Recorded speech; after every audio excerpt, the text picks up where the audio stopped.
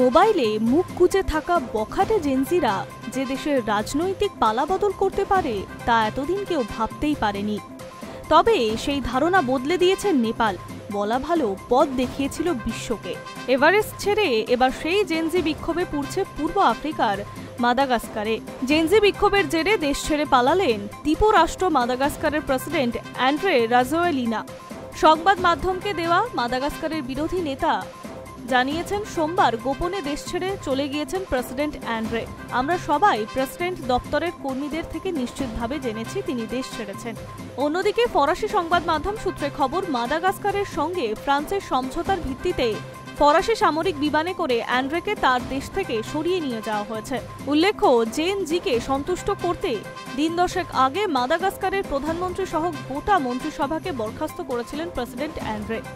যদিও তাতে বিশেষ কাজ না হওয়ায় এবার দেশ ছাড়লেন তিনি। কিন্তু কেন এই বিক্ষোভ মাদাগাস্কারে? জানা যাচ্ছে, দ্বীপ রাষ্ট্রে অশান্তির সূত্রপাত ঘটে গত 25শে সেপ্টেম্বর। বিদ্যুৎ ও পানীয় জলের সংকটের জেরে প্রতিবাদে নেমেছিল মাদাগাস্কারের রাজধানীর বাসিন্দাদের একাংশ। সরকারের বিরুদ্ধে ক্ষোভ আগে থেকেই ছিল দেশটিতে। এবার এই ক্ষোভ অল্প সময়ের মধ্যেই ছড়িয়ে পড়তে দেখা গেল গোটা দেশে।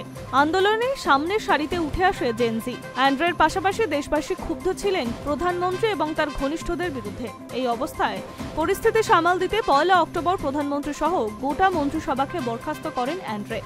তাতে অবশ্য বিশেষ কাজ হয়নি, বরং জনগণের পাশে দাঁড়িয়ে অ্যান্ড্রের বিরোধিতা করে দেশটির সেনাবাহিনীও। এবার নেপালের পথ ধরে রাজনৈতিক পালাবদলের দিকে এগোলো একদা ফরাসি উপনিবেশ। Hi news network.